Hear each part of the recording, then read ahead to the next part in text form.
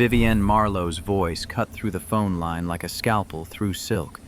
$340 million for a company limping along at 11.2% growth when they'd promised 18. The spreadsheet didn't lie, and neither did she. Mr. Patterson, your valuation assumes performance you haven't delivered in 3 quarters. I'm offering $280 million. Final. She ended the call before he could counter. The merger would close by Friday, another trophy for the woman Forbes called the Ice Queen of Seattle. Vivienne set the phone down with surgical precision, removed the Louboutin heels that had carried her through 14 hours of conquest, and walked barefoot across Persian rugs worth more than most people's cars. Floor-to-ceiling windows transformed her corner office into a glass cage 43 stories above the city. Seattle glittered below like scattered diamonds on black velvet, beautiful and untouchable as everything else in her carefully constructed world. The view cost 7 figures in annual rent, worth every penny to feel this high above the mess of ordinary human existence. But tomorrow marked 5 years. 5 years since the sky opened up and swallowed the only things that mattered. Her reflection stared back from the darkened glass, a ghost in a charcoal suit hair escaping its severe bun makeup, smeared at the corners where she'd pressed too hard trying not to feel. 43 floors up, and she still couldn't get high enough to escape January 16th. The music started without conscious decision. Chopin's Nocturne in C-sharp minor, the piece Nathaniel used to play on Sunday mornings while Hazel danced in her pajamas. Vivienne's phone sat on the conference table, the melody filling the empty office with ghosts. She moved into the center of the room, arms wrapping around her own shoulders, because there was no one else to hold. Dancing alone at midnight in the place where she spent more time than anywhere because home meant preserved bedrooms and photographs of people who would never age. Here, at least, the loneliness had a purpose. Here, she could pretend the emptiness was strategy rather than survival. The tears came silently. She'd learned to cry without sound years ago. 18 floors below. Garrett Sullivan sat in his decade-old Honda Civic in the mostly empty parking garage and stared at his phone. 10:47 p.m. Cooper would be asleep on Mrs. Brennan's couch by now. The 4th-floor neighbor who never asked why a 7-year-old spent so many evenings watching Korean dramas with a 68-year-old widow instead of his own father. The Jensen file sat on his passenger seat, 30 pages of acquisition analysis due at 8 tomorrow morning, because his manager Marcus didn't care that mornings started at 5:30, with a small boy who needed breakfast and shoelaces tied, and a 12-second hug that measured love in Mississippis, 1 Mississippi, 2 Mississippi, all the way to 12, because that's how long Claire used to hold Cooper before school. And if they kept counting, maybe she wasn't really gone. Maybe love could be quantified and preserved, like specimens in formaldehyde. Garrett grabbed the file and headed back into Marlowe Corporate Solutions, the building where he'd worked for 4 years in Cube 7B, without anyone remembering his name. The security desk was empty after 9. The elevator hummed its lonely ascent to the 7th-floor motion sensors, clicking off at 9:00 p.m. sharp because the company prided itself on sustainability and energy conservation and all the buzzwords that looked good in annual reports to shareholders who'd never walked through darkness to retrieve forgotten work. His cubicle waited exactly as he'd left it. Coffee mug with brown rings fossilized into ceramic. Photo frame facing outward, Cooper at 6 gap-toothed grin holding up a crayon drawing labeled Mama in Heaven, with purple wings that looked more like arms reaching down than anything divine. Garrett didn't look at it long. He'd learned not to look too long at reminders of before. The file slid into his messenger bag with the sound of paper against canvas ordinary and final. He was halfway back to the elevator when the music started. Piano. Classical. Drifting down from somewhere above him like smoke signals from a distant fire. The eighth floor executive territory where analysts like him didn't venture without appointments and excellent reasons. The music continued, not a tune he recognized, just notes strung together like pearls on a broken necklace. Garrett stood frozen between cubicle rows that looked like open graves in the shadows. Every logical neuron screamed to leave. Get in the elevator, go home, pick up Cooper from Mrs. Brennan's overstuffed couch, carry him to bed without waking him because the boy was finally sleeping through the night 18 months after the funeral, and that felt like progress worth protecting. But the music didn't stop, and Garrett had learned something in the past year and a half sometimes. Loneliness sounds like music in the dark, and sometimes you follow it because the alternative is going home to an empty apartment where your dead wife's pillow still sits untouched on her side of the bed. The emergency stairwell was always unlocked. Fire code. His footsteps echoed off concrete as he climbed, each step a betrayal of common sense. The eighth floor had a different quality to its darkness. Ceilings, higher offices, larger silence, heavier with the weight of decisions that affected thousands of lives. This was where careers ended and futures were bought and sold like commodities on the quarterly reports Garrett helped prepare. The music grew louder as he moved down the hallway, past the CFO's office with its mahogany furniture visible even in shadow, past general counsel with frosted glass doors. At the end of the corridor, double doors of walnut brass nameplate catching ambient light from the city beyond. Vivian Marlowe, Chief Executive Officer. The doors stood open 3 inches, enough to see movement inside, enough to know he should turn around, run, forget whatever private moment he was about to witness. But Garrett's feet carried him forward anyway. The office was cave dark except for city light pouring through windows that stretched from floor to ceiling. Silhouetted against that glow, a woman danced. Not the Vivian Marlowe from company meetings, the one who wore power suits like armor and spoke in sentences that left no room for argument.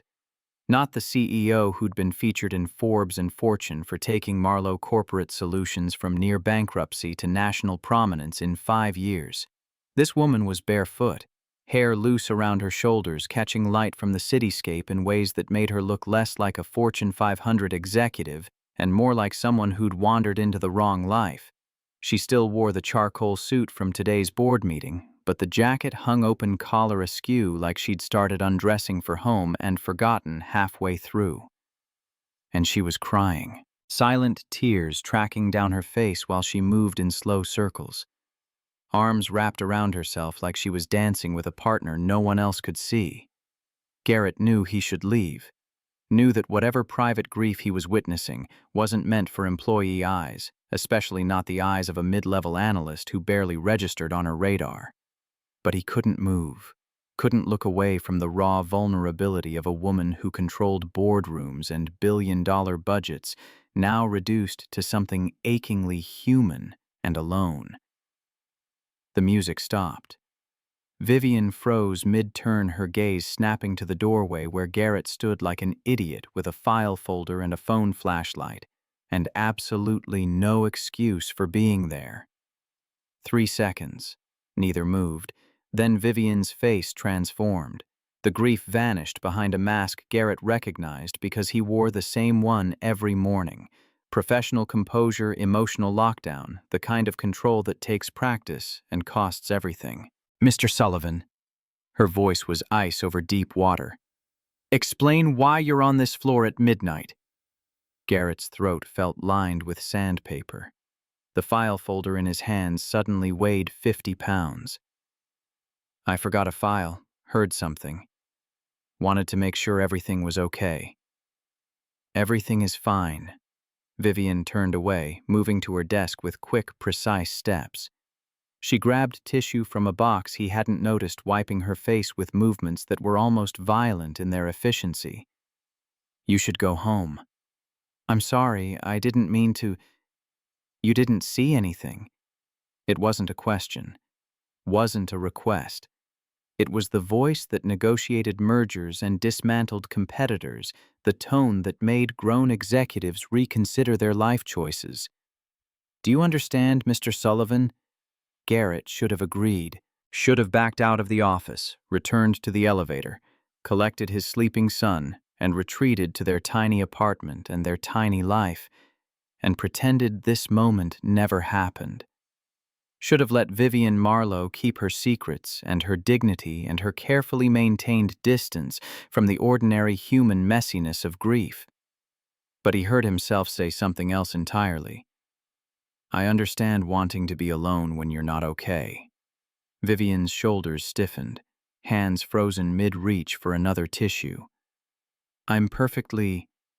My wife died. The words fell between them like stones into deep water. Garrett hadn't planned to say it, hadn't told anyone at work except HR, and then only because he'd needed bereavement leave and flex scheduling for single-parent emergencies. Most people at Marlowe Corporate Solutions thought Claire had left him. Easier to believe in divorce than tragedy.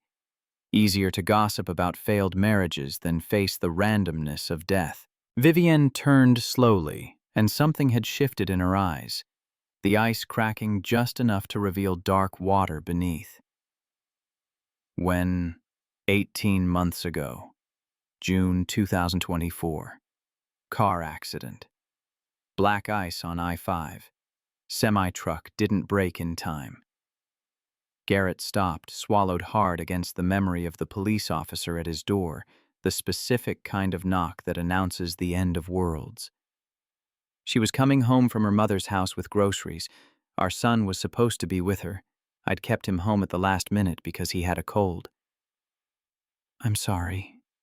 Vivian's voice had lost its edge, not soft exactly, but no longer sharp enough to cut. I'm very sorry. Everyone at work thinks she walked out. I don't correct them. It's easier than explaining why I need to leave by 5:30, why I can't do the happy hours or the team-building weekends. Garrett met her gaze across the darkened office. Single dad sounds like a choice. Widower sounds like pity. Vivian finished quietly. Yeah. They stood in silence, two strangers connected by nothing except shared understanding of a pain most people couldn't fathom. The city glittered beyond the windows, indifferent to the small human tragedies playing out in its towers of steel and glass. Garrett should leave now, should exit with dignity intact and return to his life below the 8th floor where executives were distant figures who made decisions that trickled down like rain. But Vivian was still barefoot, still had tears drying on her face, still looked like someone who'd been caught in a private moment of absolute vulnerability and wasn't sure how to recover. Can I ask? Garrett hesitated. Why were you dancing? Vivian's jaw tightened. The mask started to reform ice crystallizing over water. That's not your concern. You're right. I'm sorry. He turned to leave, but her voice stopped him. 5 years ago today. Garrett looked back. Vivienne stood framed by the windows, the city lights behind her making her look small, despite the power she wielded, despite the corner office and the fortune profile and the reputation that preceded her into every room. 5 years ago today, my husband and daughter were killed in a plane crash. Small aircraft, pilot error, mechanical failure. The NTSB report had multiple contributing factors, but the result was the same. I lost them both.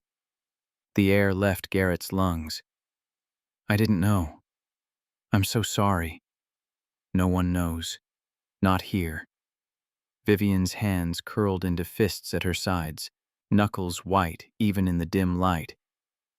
I took 2 weeks after it happened, then came back to work and rebuilt this company from near bankruptcy into what it is now. People think I'm focused, driven, ruthless. They don't know I'm just... She stopped, shook her head, but Garrett understood the words she couldn't say. Running, hiding, surviving by refusing to feel anything except the clean lines of spreadsheets and profit margins. I can't be at home tonight. Vivian's voice cracked slightly. Can't stand in that house with their pictures on the walls and their rooms preserved like museums and the silence that sounds like screaming. So I come here. and dance. My daughter loved to dance, Garrett said softly, then corrected himself, because the tense mattered because words had weight. Your daughter. You said Hazel. She was 6. Vivian's voice carried the careful control of someone who'd practiced saying dead names without breaking. She'd make me dance with her in the kitchen while dinner cooked. I'd tell her I was too busy, had calls to make, reports to finish. She'd grab my hands and say, Mama, busy is just scared of fun. So I'd dance with her. Nathaniel would join us, and for 5 minutes everything else would disappear. Garrett's chest ached with recognition. Cooper, my son, he does this thing where he hugs me for exactly 12 seconds every morning. He counts out loud. I asked him why 12, and he said it's because that's how long Mama used to hug him before school. They keep us tethered, or they keep us sane, Vivian whispered. Or insane. Some nights I'm not sure which. The music on her phone had looped back to the beginning, Chopin filling the office with melody that sounded like remembering. Garrett took a careful step into the office, crossing the threshold from hallway to inner sanctum, from appropriate distance to something dangerous and necessary. I don't know how to do this, he admitted. The being okay part, the moving forward part. Everyone says time heals, but time just makes you better at hiding. Yes. Vivian turned to face him fully, and in the city-lit darkness her eyes looked less like ice and more like deep water that might hold warmth if you could reach far enough down. People think strength is not breaking.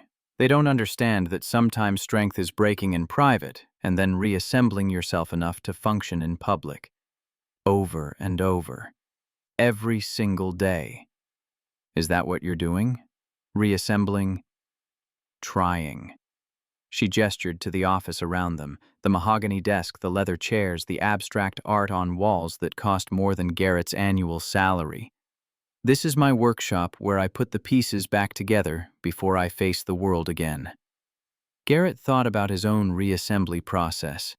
The early morning routine with Cooper that kept him moving forward, breakfast backpack shoelaces, the 12-second hug that measured love in heartbeats.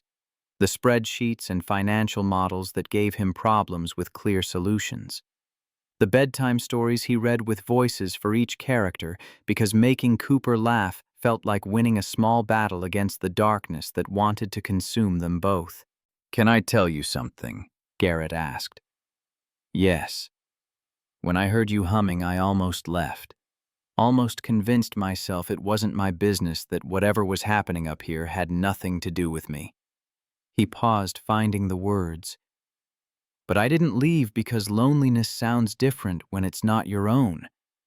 And I thought maybe if someone else was feeling what I feel, maybe I could do something I wish someone had done for me, which is just be there, even if I can't fix it, even if all I can do is stand in the darkness with you and confirm that yes, this is terrible, and no, you don't have to pretend it's not. Vivian's eyes glistened with new tears.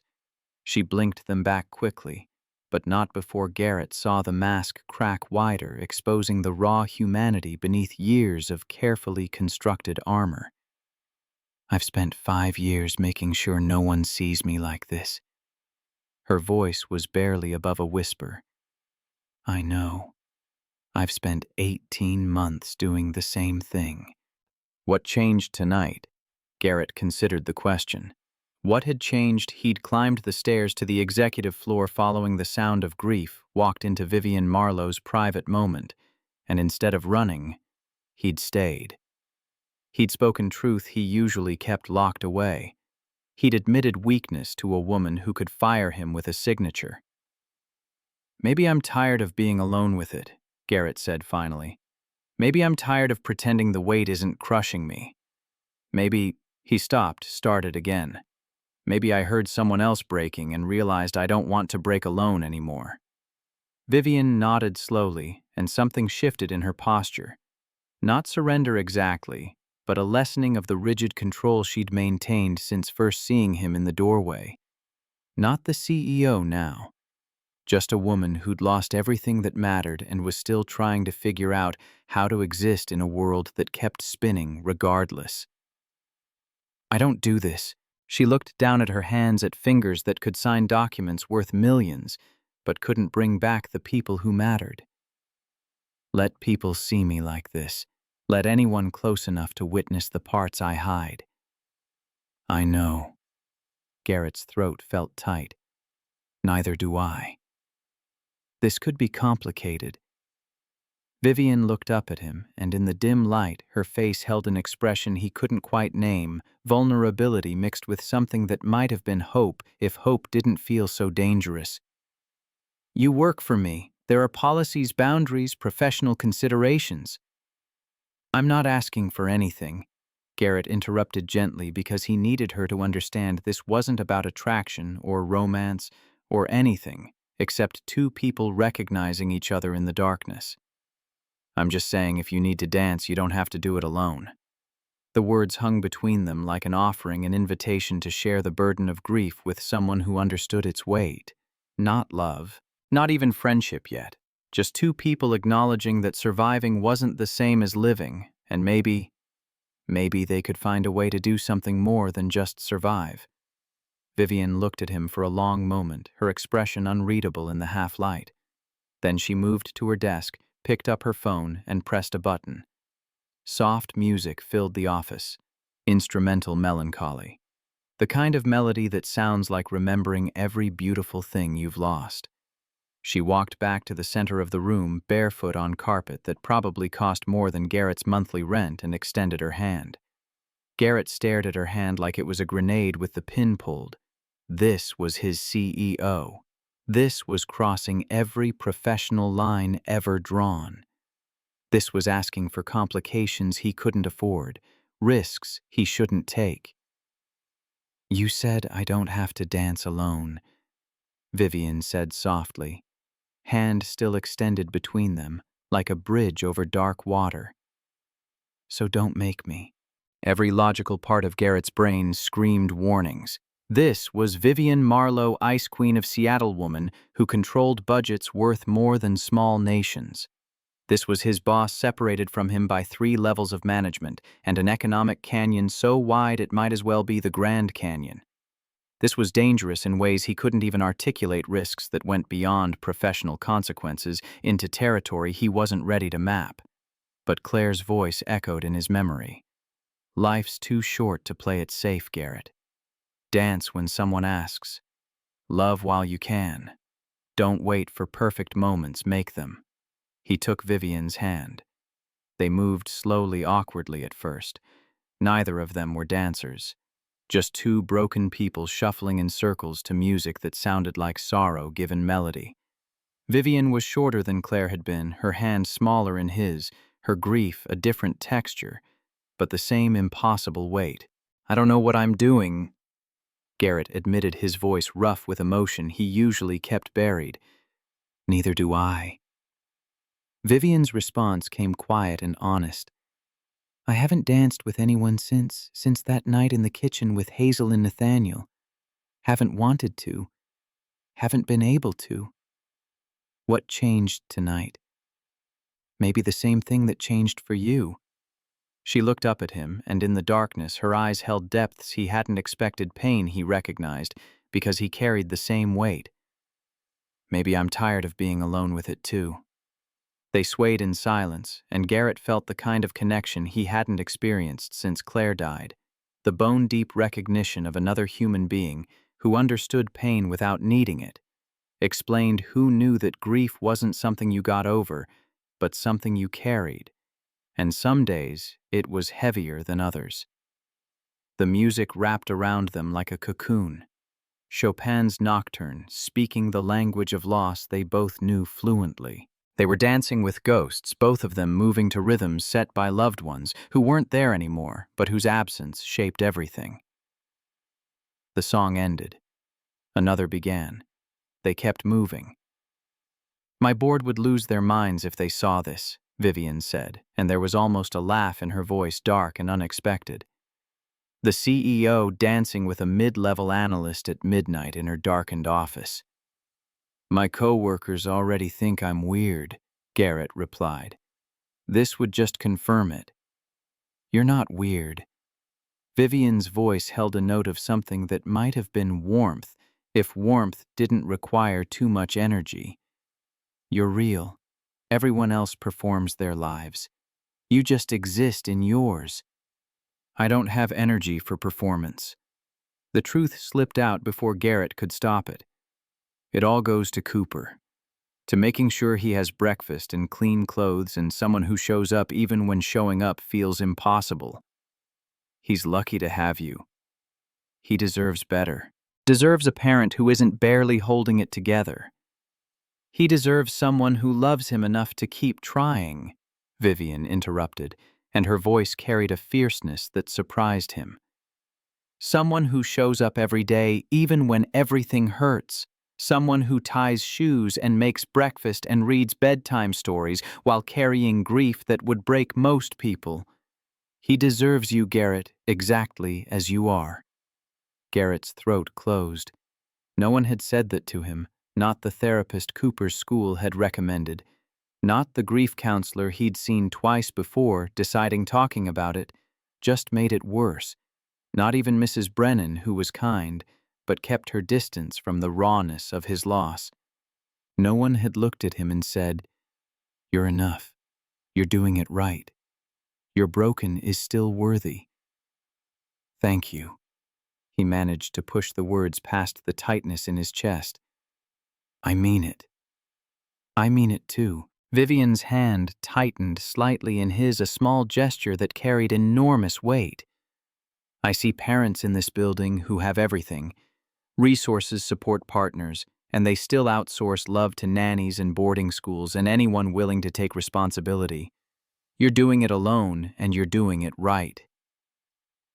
I don't feel like I'm doing it right. I feel like I'm drowning and trying to make sure Cooper doesn't notice. He notices. Vivian's voice went soft with understanding. Children always notice, but noticing pain isn't the same as being damaged by it. If you teach him nothing else, teach him that grief is proof of love, and love is always worth the risk. Is it? Garrett asked the question, escaping before he could stop it. Worth the risk? Because right now all I know is that loving people means losing them, and I'm not sure I'm strong enough to survive losing anyone else. I don't know yet, Vivian admitted, and the honesty in her voice was more comforting than any platitude could have been. Ask me again after tonight. After this. After choosing to be here instead of alone. They danced through 3 more songs, and with each one, the awkwardness faded into something easier. Not comfortable grief had made comfort impossible, but less painful. Shared weight was still weight, but it didn't crush quite as hard when you weren't carrying it alone. Finally, Vivian stepped back. She was crying again, but her face looked less haunted than it had when Garrett first saw her, silhouetted against the city lights. More human, more real. I should let you go home. Her voice carried exhaustion and something that might have been relief. Your son will wake up wondering where you are. He's used to me coming home late. Garrett hesitated, not wanting to break whatever spell had formed in the darkness between them. Will you be okay? I don't know. Vivian walked to her desk, movements slower now, less controlled. But I feel less alone than I did an hour ago. Me too. She picked up a business card from a holder embossed elegant, the kind of card that probably cost more per square inch than Garrett's shoes. Her personal card with a mobile number printed below her name in understated font. If you ever need to not be alone, Vivian said, holding it out to him, call. Garrett looked at the card like it might burn him. This was crossing lines, blurring boundaries, asking for complications neither of them could afford. Are you sure that's professional? No. Appropriate? Probably not. Necessary? Maybe. Vivian's smile was sad and small and honest. I just know that tonight you did something no one else has done in 5 years. You saw me break and didn't run away. That matters. Garrett carefully tucked the card into his wallet, sliding it behind his driver's license where it wouldn't get lost. Same offer stands for you. If you need someone to dance with someone who understands why you can't be home tonight. Thank you, Vivian said simply. And in those two words, Garrett heard everything she couldn't say. Gratitude and fear and desperate hope that maybe they'd found something worth holding on to in the darkness. He collected his forgotten file folder from where he'd set it on her conference table. They stood in awkward silence, two people who'd shared intimate grief but had no script for what came next. Good night, Vivian. Good night, Garrett. He walked out of her office down the hallway, past offices belonging to people who would never know what happened here tonight, down the emergency stairs that echoed with his footsteps through the darkened 7th floor to the elevator. His hand shook slightly as he pressed the button for the lobby. The car descended, and with each floor that passed, reality reasserted itself. He'd just danced with his CEO, shared personal tragedy, crossed every professional boundary that existed. This could ruin him, cost him the job Cooper depended on, destroy the fragile stability they'd built from the wreckage of Claire's death. But as Garrett stepped out into the cold Seattle night, keys in hand, breath fogging in January air, he realized something fundamental had shifted. For the first time in 18 months, he didn't feel completely alone. Someone else was carrying the same impossible weight. Someone else understood that survival wasn't the same as healing, that strength wasn't the absence of breaking, but the choice to keep assembling the pieces. His phone buzzed. Mrs. Brennan texting that Cooper was sleeping soundly. No rush. Garrett sat in his car in the empty parking garage and stared at the steering wheel, hands gripping leather worn smooth by 4 years of commuting. Tomorrow, this night would feel surreal. Tomorrow, he'd second-guess every word spoken, every moment shared. Tomorrow, Vivian Marlowe would return to being the untouchable CEO, and Garrett Sullivan would return to being Cubicle 7B, and whatever connection they'd formed in darkness would seem impossible in daylight. But tonight, he'd heard loneliness that wasn't his own and followed it.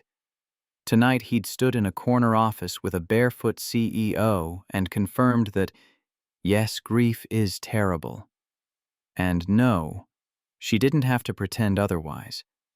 Tonight he danced with someone who understood that the weight of loss doesn't diminish. You just get stronger from carrying it, or you learn to ask for help carrying it together.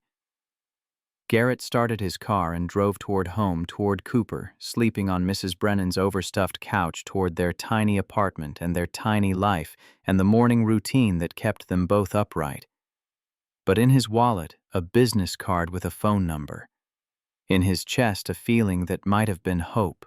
And in his memory, a woman dancing alone in the dark, crying for her lost family, breaking in private the way Garrett broke every single day. He wasn't sure what came next, wasn't sure if connection was possible when grief had made him a ghost in his own life, wasn't sure if whatever had happened tonight was the beginning of something, or just a strange shared moment that would fade with dawn. But for the first time since Claire died, Garrett felt like maybe, just maybe, he didn't have to carry everything alone. That would have to be enough for now. The morning after arrived with Cooper launching himself onto Garrett's bed at 6 a.m., all 7-year-old enthusiasm and zero regard for the concept of Saturday sleep-ins. Dad pancakes, and do astronauts eat breakfast in space, or do they just float around hungry?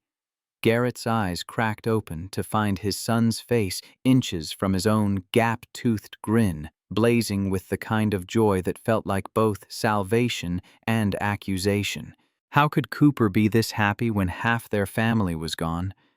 How did children metabolize loss into something that looked like resilience instead of just carrying the weight until it crushed them? Probably freeze-dried pancakes, buddy. Garrett pulled Cooper into a hug, breathing in the sleep-warm smell of his son's hair. Come here. Cooper counted dutifully, voice muffled against Garrett's shoulder. 1 Mississippi, 2 Mississippi, 3. Mississippi. At 12, Cooper squirmed free with practiced efficiency.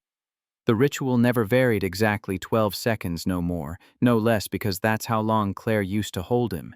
And if they kept the count perfect, maybe the love wouldn't fade. Maybe memory could be preserved in repetition. Can we have chocolate chips since we're not in space and don't have to eat freeze-dried food that tastes like cardboard, probably? Sure, buddy. Garrett moved through the morning routine on autopilot, mixing batter, heating the griddle, packing Cooper's lunch while his son colored at the kitchen table. But his mind kept circling back to Vivian Marlowe, barefoot in her office, tears on her face, hand extended, like an invitation to share something bigger than either of them could carry alone. The business card was still in his wallet. He'd checked twice before falling asleep, and once upon waking, as if it might have vanished like evidence of a dream. Dad. Cooper looked up from his drawing a rocket ship with what appeared to be a dog driving it. You okay? You keep staring at nothing. Garrett forced a smile that felt like lifting weights. Just thinking about work stuff. Boring. Cooper returned to his masterpiece, adding flames to the rocket with orange crayon. Mrs. Brennan says thinking too much makes you old. She says you should dance more. The spatula nearly slipped from Garrett's hand. Chocolate chips scattered across the griddle like shrapnel. She said what? Dance more. She does Tai Chi every morning and says moving keeps your brain young. She's really old, but she can touch her toes. Can you touch your toes? Yeah, I can touch my toes. Prove it. So Garrett bent down and touched his toes while Cooper clapped and declared him not completely ancient yet, and they ate chocolate chip pancakes, and Garrett helped his son into the backpack that seemed to get heavier every week. They walked 3 blocks to the bus stop, past houses where other families were probably eating breakfast together, complete units without missing pieces. Love you, Dad. Cooper's voice carried the casual certainty of a child who hadn't yet learned that love doesn't protect anyone from loss. Love you too, buddy. The bus pulled away with Cooper's face pressed against the window, waving until he was out of sight. Garrett stood on the corner, feeling the familiar emptiness that always followed his son's departure. The apartment would be silent now until 3:30, the hours between drop-off and pickup stretching like a desert he had to cross alone. His phone buzzed. Unknown number, but the message told him everything he needed to know. Thank you for last night. I didn't realize how much I needed it until it happened. VM. Garrett stared at the text for a full minute before typing back, Me too. 3 dots appeared, disappeared, appeared again. Can we talk? Not at work. Somewhere else, when your schedule allows. The responsible answer was no. The safe answer was to let last night remain what it was, a strange, necessary moment between 2 grieving people that shouldn't be repeated or examined too closely. But Garrett's thumbs moved across the screen with their own momentum. Lunch Monday. There's a cafe 2 blocks south of the office. Mercer Street, 12:30. I'll be there. Saturday morning dissolved into the usual routine grocery shopping, with a list Claire used to make that Garrett still followed like scripture laundry that never seemed to end, meal prep for the week that consisted of variations on the same 5 recipes he could execute without burning down the apartment. Normal chaos, normal noise, the kind of normal that kept him from thinking too hard about dancing with his CEO at midnight. But Cooper asked the question over dinner Sunday night, fork pushing spaghetti around his plate with the concentration of a child building towards something difficult. Dad, why don't you ever invite anyone to my games? Garrett looked up from his own barely touched plate. Invite who, buddy? I don't know. You never bring anyone. Jimmy's dad brings his girlfriend. Sarah's mom brings her book club. You just bring coffee and look sad. The accusation landed like a physical blow. Garrett set his fork down carefully, buying time. I don't look sad. Dad. Cooper gave him the look. The one that said, "Children see everything adults try to hide, and lying about it just insults their intelligence. You look sad all the time except when you're helping me with homework or when we're doing voices for stories. Then you look okay." "I'm okay, buddy." "You're okay-ish," Cooper corrected with the precision of someone who'd learned to measure truth in gradients. "Mrs. Brennan says okay isn't the same as really okay. She says you need friends." "I have friends." "Name one." Garrett opened his mouth, closed it. He had co-workers whose names he sometimes forgot. Acquaintances he nodded to in the hallway. People he exchanged pleasantries with in the elevator. But friends. People he talked to about things that mattered. People who knew him beyond surface-level small talk. That's what I thought. Cooper returned to his spaghetti with the satisfaction of a prosecutor who'd just proven his case. "You need friends, Dad. Grown-up friends who aren't me." "When did you get so smart?" "I was always smart. You just don't listen when you're in your head too much." Cooper added more Parmesan with the confidence of a child who knew cheese made everything better. "So can you invite someone tomorrow? Make it less sad." "Maybe." Garrett chose his words carefully, aware he was about to open a door he couldn't easily close. "There's someone I could invite, but she's just a friend." "Okay. Nothing else. Does she like soccer?" "I don't know." "Does she like dinosaurs?" "I don't know that either." "What do you know about her?" Garrett thought about Vivian crying in her office barefoot and broken dancing with ghosts only she could see. Thought about the way she'd looked at him across the conference table Friday morning, professional and distant before texting him later with vulnerability hidden behind careful words. Thought about a woman who'd lost her husband and daughter 5 years ago and was still trying to figure out how to exist in a world that kept spinning regardless of personal catastrophe. "I know she understands what it's like to lose someone." Garrett's voice went quiet with truth he usually kept buried. "I know she's trying to figure out how to keep going, even when everything hurts." Cooper looked up from his drawing. The dinosaur now had a basketball because why not? "Like us?" "Yeah, buddy, like us." "Then she should definitely come tomorrow." Cooper added a hoop to the dinosaur's court with green crayon. "We're good at keeping going even when things hurt. Maybe we can teach her." Garrett's throat closed around words he couldn't articulate. His 7-year-old son, who'd lost his mother and learned to count love in Mississippi seconds, thought he could teach someone else how to survive. The resilience of children was either beautiful or heartbreaking, and Garrett still hadn't decided which. That night after Cooper fell asleep mid-story, something about black holes and event horizons, Garrett stood in the doorway watching his son breathe. The nightlight cast soft shadows across space posters and bookshelves, overflowing with stories they'd read together. The photo frame on the nightstand showed 3 smiling faces: Garrett, Cooper, and Claire. Before. He pulled out his phone and texted Vivian before he could second-guess himself. "My son asked if I could invite someone to his game tomorrow. Wants to make it less sad. You still want to come?" Her response came quickly. "Is he okay with a stranger being there? He's 7. Everyone's a potential friend until proven otherwise." "Then yes. What should I bring?" "Just yourself. Maybe coffee if the concession stand is closed. It's kids' soccer, not a board meeting." "I don't know how to do kids' soccer." "And neither do I. We'll figure it out together." There was a longer pause before her next message appeared. "Thank you for this, for letting me try." "Thank you for showing up." Garrett put his phone away and returned to Cooper's doorway. His son shifted in sleep arm, reaching out for the stuffed astronaut Claire had given him for his 5th birthday.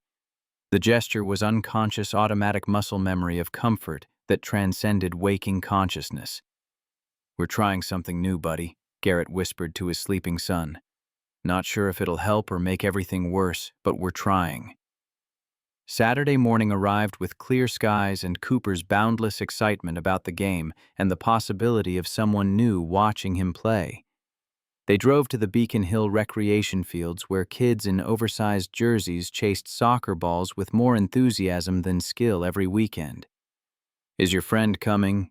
Cooper asked for the fifth time in 20 minutes. She said she would. "Why, what's her name again?" "Vivian." "That's fancy." "Is she fancy?" Garrett thought about Vivian in her corner office with city views and crystal decanters, then thought about her barefoot and crying, stripped of every defense. "She's complicated." Complicated fancy or complicated normal? Both, maybe. Cooper pulled on his cleats with determination. "That doesn't make sense, Dad." "I know." They walked to the field where other families were already gathering, parents with travel mugs and folding chairs, siblings complaining about having to watch boring soccer grandparents with cameras ready to document every moment. Complete family units that made Garrett's chest ache with envy and grief in equal measure. He found his usual spot on the bleacher's third row left side, close enough to see but far enough to avoid the competitive parents who screamed instructions at 7-year-olds like they were coaching the World Cup. His coffee sat untouched in his hand, more prop than beverage. 8:45. 15 minutes until game time. Vivian said she'd be here, but maybe she'd changed her mind. Maybe the reality of attending a children's soccer game with an employee seemed too strange in daylight. Maybe, "Is this seat taken?" Garrett looked up and almost didn't recognize her. Vivian Marlowe wore jeans and a simple sweater, hair pulled back in a casual ponytail, sunglasses hiding her eyes. No makeup he could detect, no power suit, no visible armor. She looked like any other parent showing up to watch kids chase a ball around a field. "No." Garrett managed, throat suddenly dry. "It's free." She sat beside him, not too close, but near enough that he caught the scent of her perfume. Something subtle and expensive that probably had a French name he couldn't pronounce. Near enough to feel the warmth of another human body, solid and real in the cool morning air. "I wasn't sure what to wear." Vivian's voice carried uncertainty he'd never heard in the office. "I haven't been to a children's sporting event since 5 years." Garrett finished quietly. "Yes." They sat in silence as the field filled with tiny humans in oversized jerseys. Cooper was number 7, easy to spot by the way he waved at Garrett every 30 seconds, with the enthusiasm of someone discovering his father anew each time. "Which one is yours?" Vivian asked. "Number 7, the one who can't stop waving." "He looks happy." "He is mostly."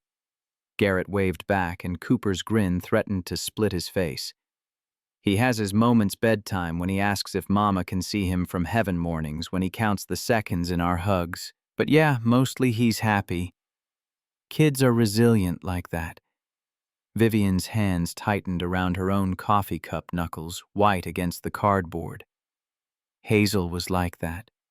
Always smiling, always moving. She could find joy in everything. Puddles, cardboard bogs, the sound of rain on windows." She paused, breath catching. "I envied that. The ability to be happy without trying." The whistle blew and chaos erupted on the field. Kids chasing the ball in a swarm, colliding with each other, occasionally remembering they were supposed to be playing soccer. Cooper got control briefly before another kid stole it, and he laughed like it was the best thing that had ever happened. "He's terrible," Garrett said with more affection than criticism. "They're all terrible." Vivian's voice held something that might have been warmth. "It's beautiful." They watched in comfortable silence, and Garrett felt something ease in his chest that had been tight for 18 months. This was normal. This was life happening without grief crushing every moment. This was two people sitting in sunshine watching children play, and for a few minutes, that was enough. Halftime came with Cooper sprinting to the bleachers, breathless and grinning. "Dad, did you see my pass? Did you see it?" "I saw it, buddy. Great job." Cooper turned to Vivian with the fearlessness only 7-year-olds possess. "Are you my dad's friend?" "I am. I'm Vivian." "I'm Cooper. Did you like my pass?" "It was very impressive." It was mostly luck, but Coach says sometimes luck counts. Cooper bounced on his toes, energy radiating from every pore. Dad says you're learning how to keep going when things hurt. Do you want some goldfish crackers? Goldfish help everything. Vivian's composure cracked like ice under pressure. Garrett saw tears behind her sunglasses before she turned away, one hand coming up to cover her mouth. That's very kind, Cooper.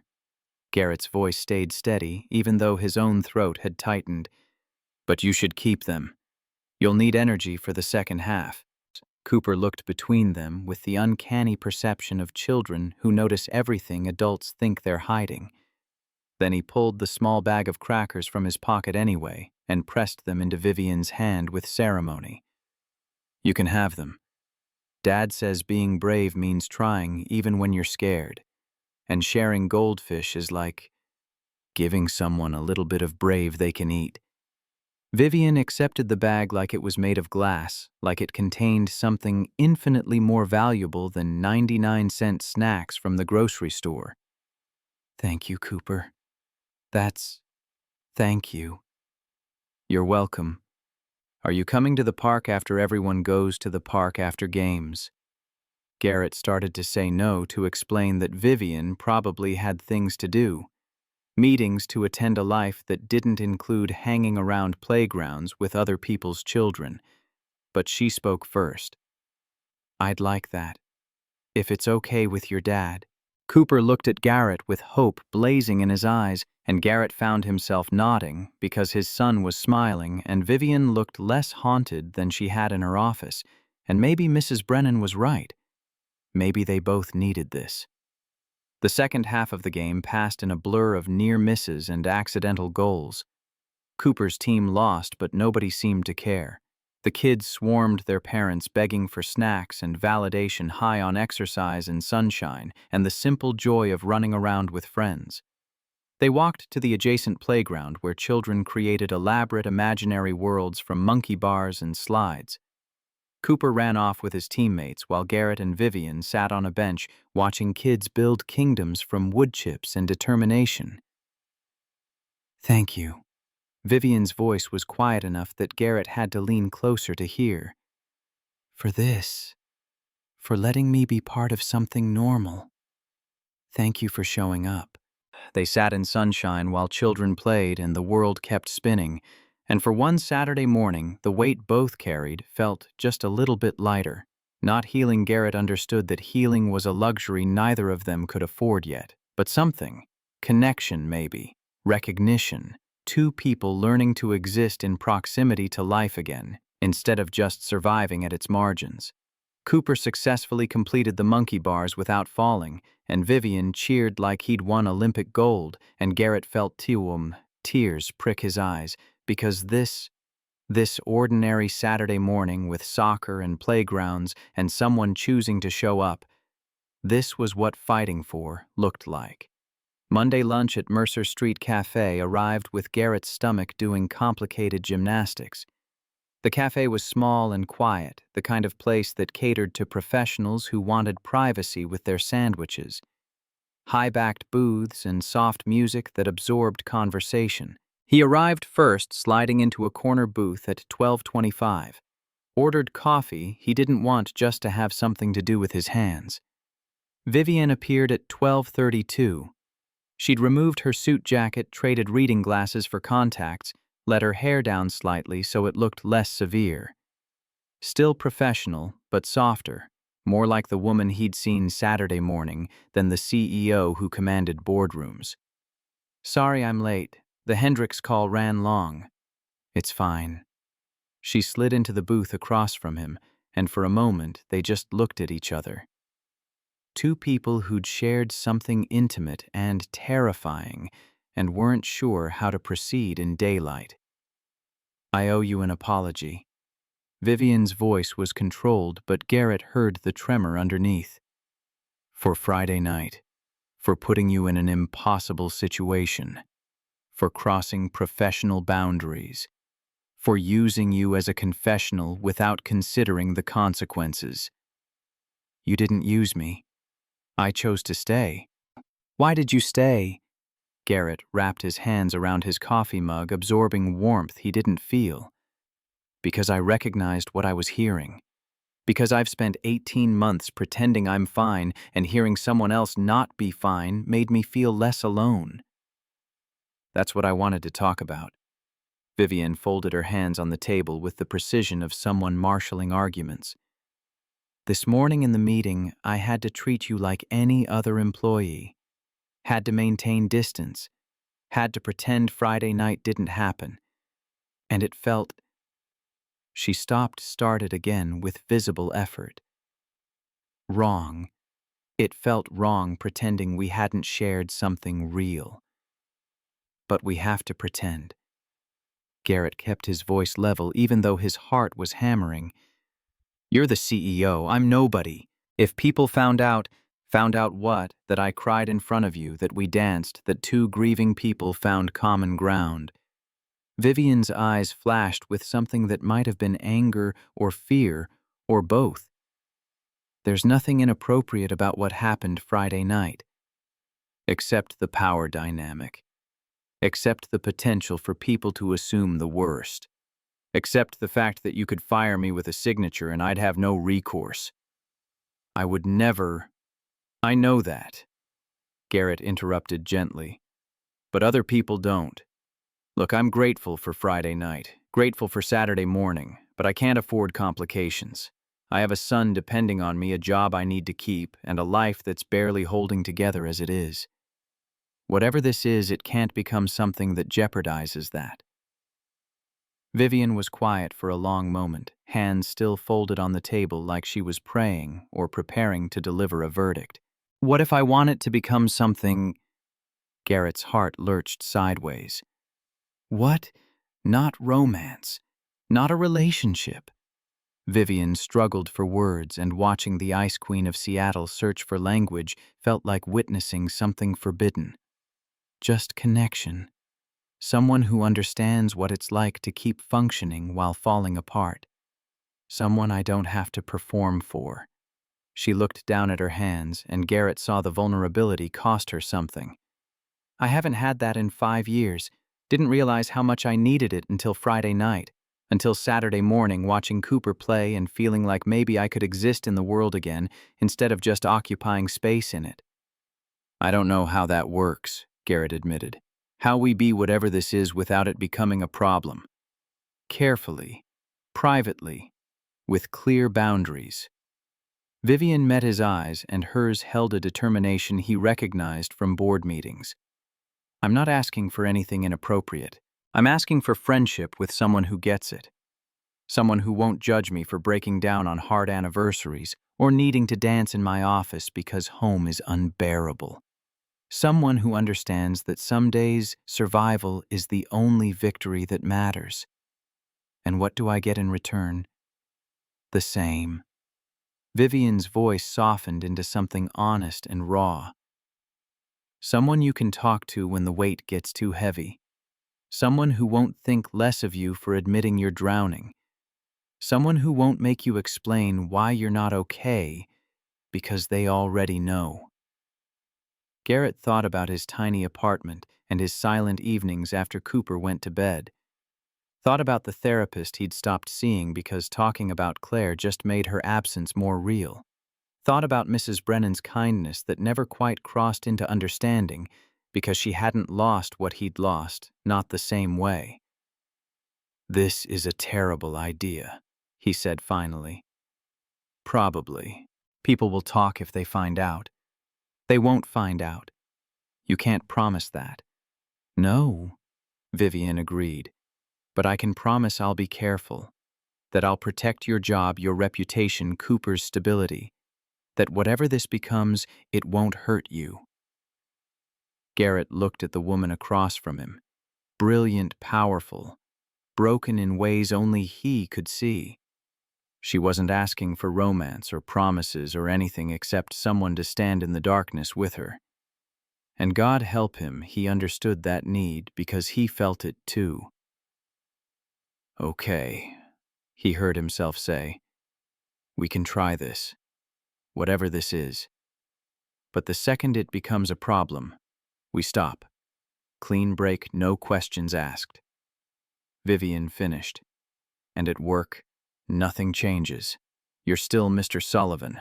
I'm still Ms. Marlowe. Professional distance at all times. Except when we're not at work. Except then.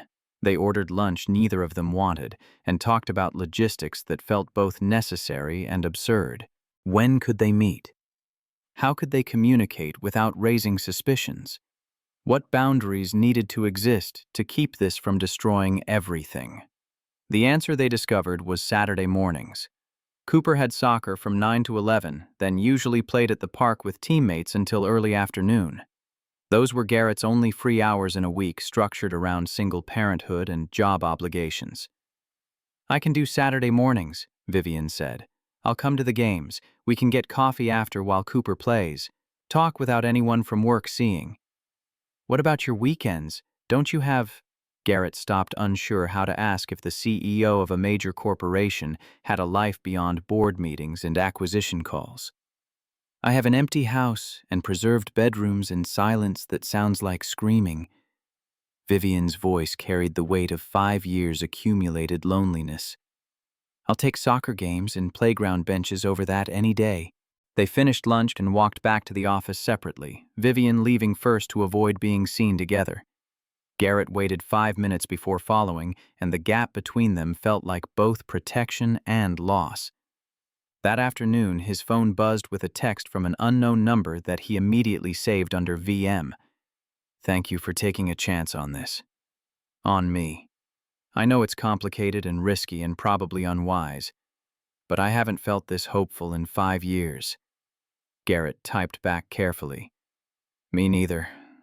See you Saturday." The rest of the week passed in a strange double consciousness.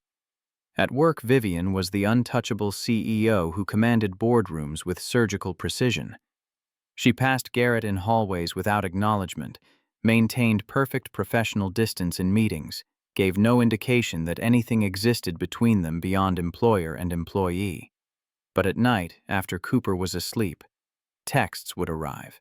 Never anything inappropriate or overly personal, just small observations about the day, questions about Cooper, admissions of difficulty that cost them both something to type. "Board meeting was brutal today.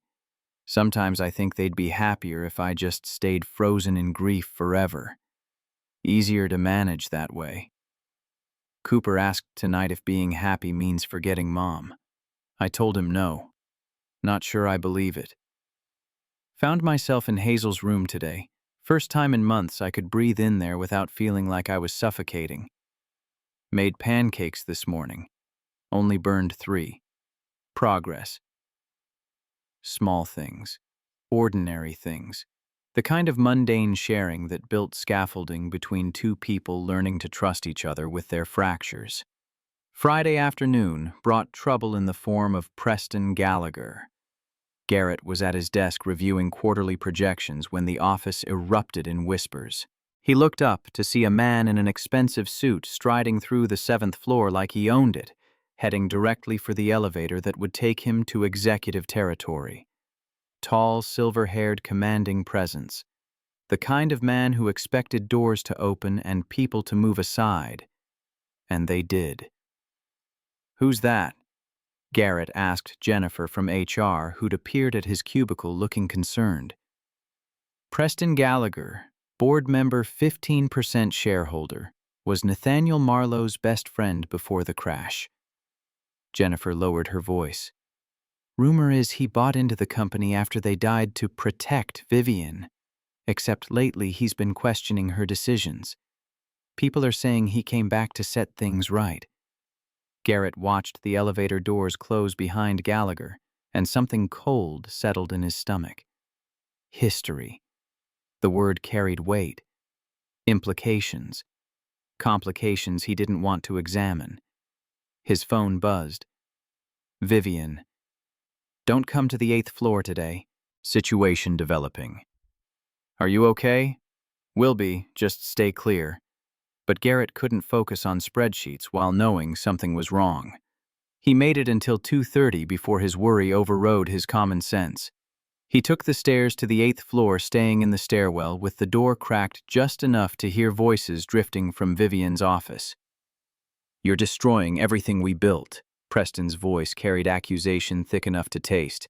5 years, Vivian. 5 years I've watched you hide behind work. And now you're playing house with some analyst, dishonoring Nathaniel and Hazel's memory for what? You have no right. Vivian's voice was steel wrapped in ice.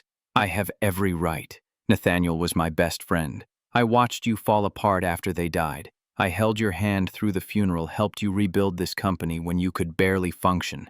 And this is how you repay that loyalty, by parading around with some nobody while their pictures still hang in your home. Get out of my office.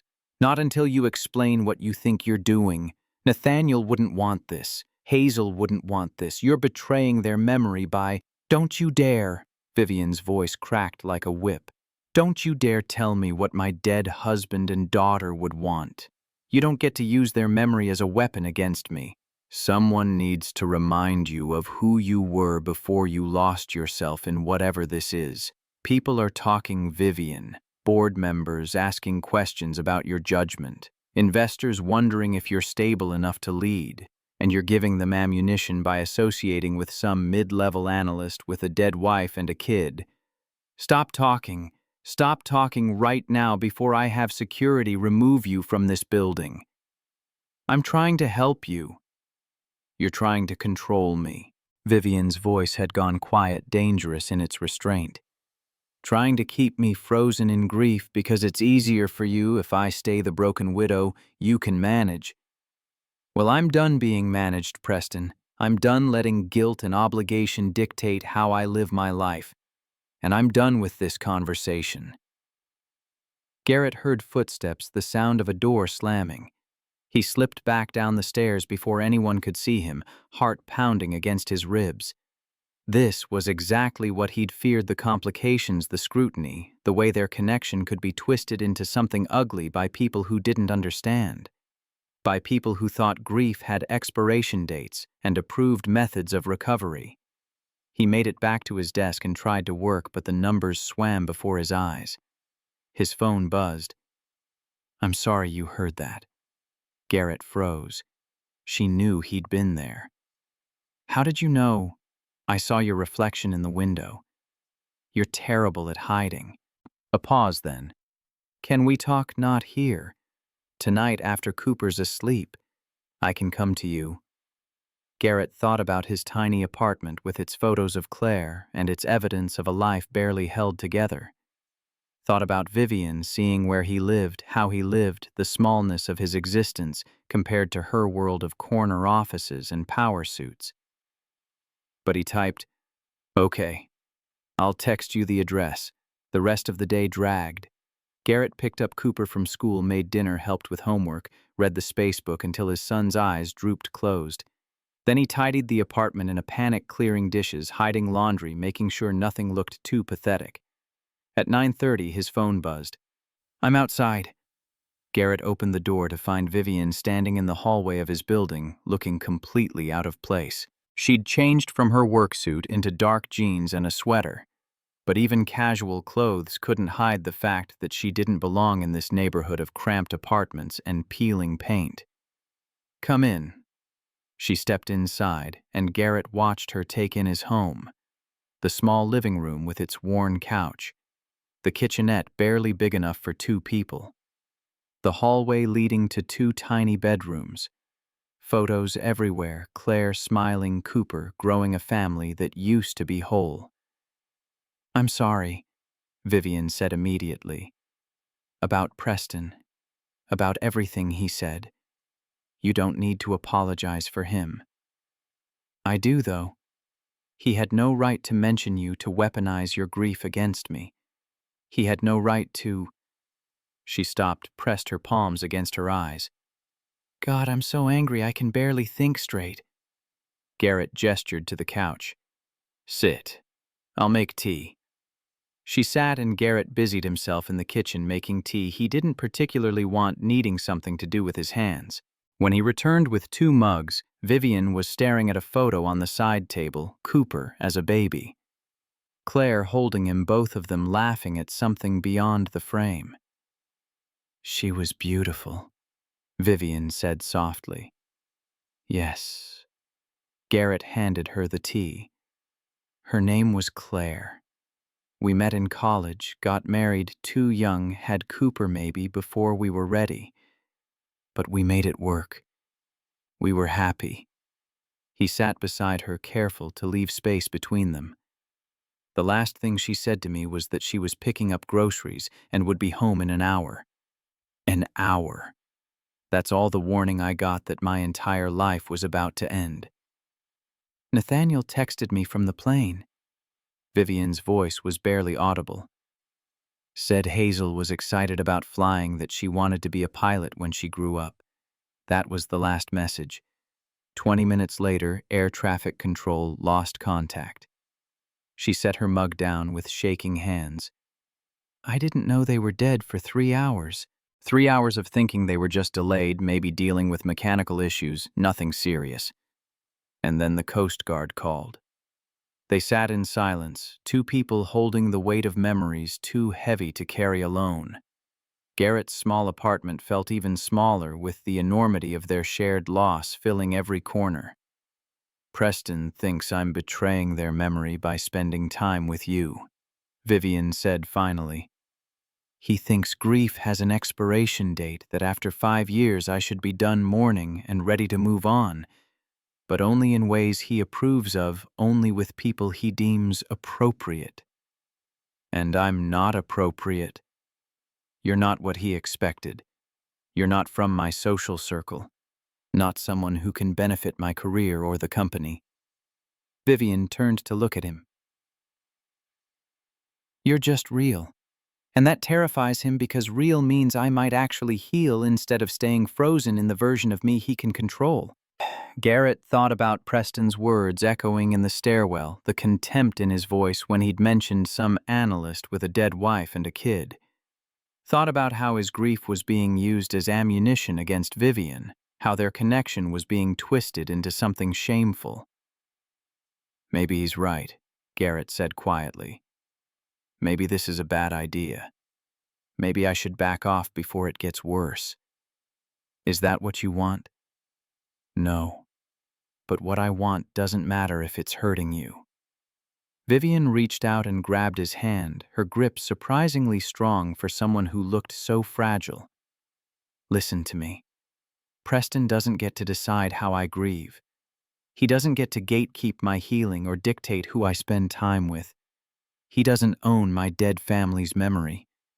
Her voice shook with fury. "And he sure as hell doesn't get to shame you for surviving your own tragedy. He can make your life difficult.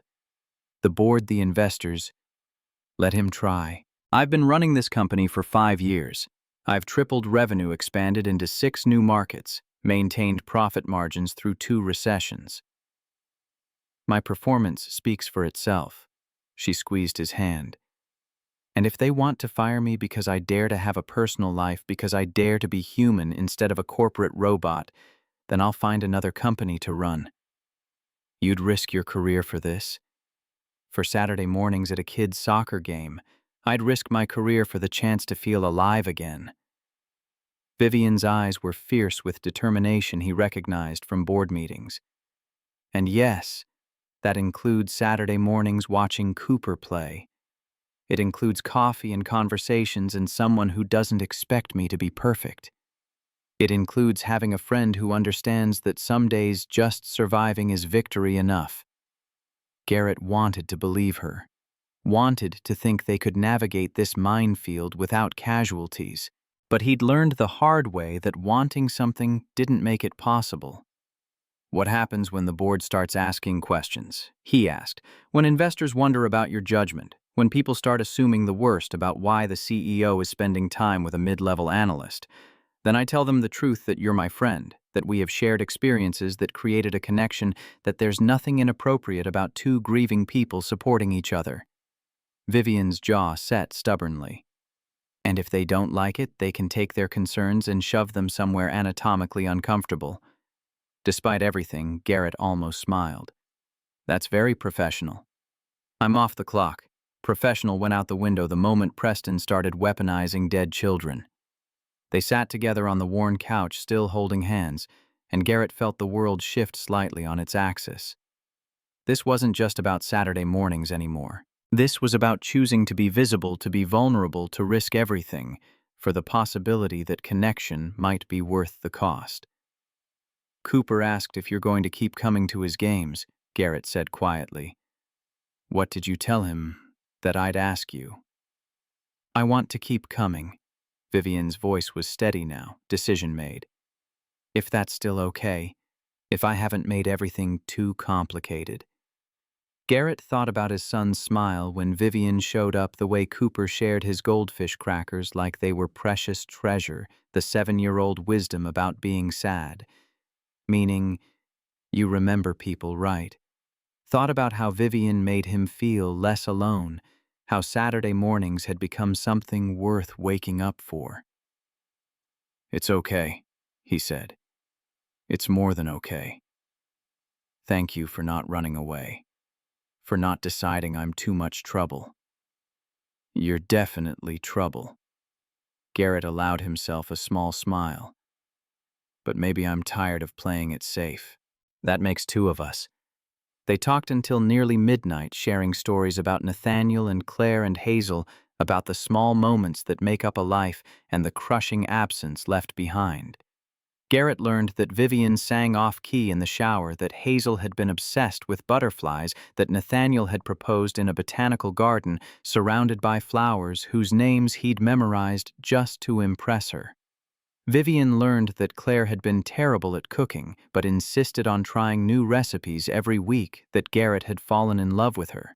Laugh before anything else that Cooper had inherited, his mother's stubborn optimism and her ability to find joy in small things. And slowly, carefully, they built something that existed beyond grief. A foundation of understanding that wasn't about replacing what they'd lost, but about creating space for new connection alongside old love. When Vivian finally left, Garrett stood in his doorway and watched her walk down the hallway. Mrs. Brennan's door opened, and the elderly woman gave him a knowing look. That one is good for you, Mrs. Brennan said in her Irish-accented English. Good energy. Sad like you, but fighting. That's good. She's just a friend, Mrs. Brennan. Friend is good start. Better than being alone all the time. She patted his arm. Claire would want you to have friends, would want Cooper to see his father living, not just surviving. Garrett's throat closed. How do you know what Claire would want? Because I'm old and have lived long enough to know that dead people don't want the living to stop living. They want us to remember them while we keep going. Otherwise, what's the point of love? Mrs. Brennan smiled sadly. Your friend Vivian, she knows this too. I see it in her face. She's learning to live again. You should learn together. She disappeared back into her apartment before Garrett could respond, leaving him standing in the hallway thinking about living versus surviving, and whether he'd been confusing the two for 18 months. The next morning, Garrett woke to texts from Vivian that arrived like grenades wrapped in politeness. Preston went to the board. They want a meeting. When? Today. 2 p.m. They're calling it a performance review, but we both know what it really is. What are you going to do? Fight. I've been preparing all night. Have every quarterly report, every profit margin, every successful project documented. If they want to question my judgment, they'll have to explain why my judgment has been profitable for 5 years. Do you need anything from me? Just keep being you. Keep showing up on Saturdays. Keep reminding me that choosing to live isn't betraying the dead. A pause then. And maybe say a prayer or whatever you do when you hope things turn out okay. Garrett didn't pray anymore. Stopped after Claire died, and his pleas for divine intervention went unanswered after he realized the universe didn't take requests from grieving fathers who just wanted their wives back. But he sent whatever positive energy he could muster into the void and hoped it was enough. At work, the tension was palpable. Everyone knew about the board meeting, knew Preston Gallagher had raised concerns, knew something significant was happening on the 8th floor. Ryan kept his head down and tried to focus on financial models, but his mind kept circling back to Vivian alone in that conference room, defending her right to have a personal life. At 2:15, his phone buzzed with a message from Jennifer. 3 board members just resigned. Preston Gallagher was escorted from the building by security. Garrett stared at his screen, not quite believing what he was reading. Resigned, escorted, out.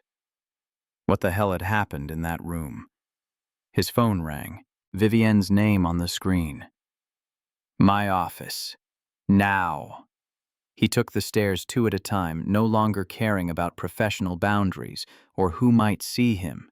The 8th floor felt different now, charged with electricity humming with the aftermath of something seismic. Vivian's office door stood open, and she was there by the windows, still in the navy suit she'd worn to battle, looking simultaneously exhausted and exhilarated.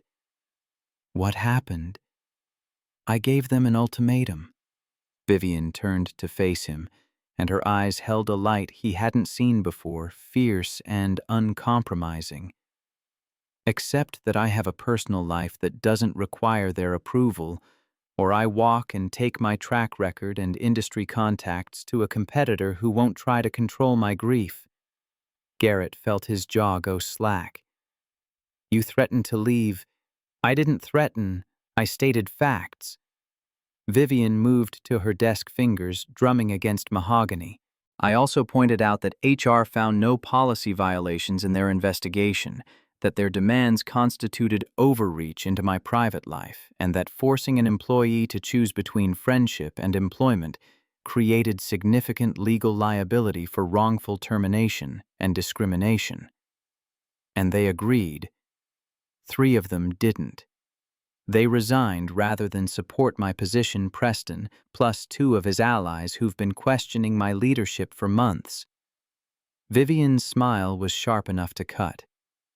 The rest decided my value to the company outweighed their discomfort with my choices.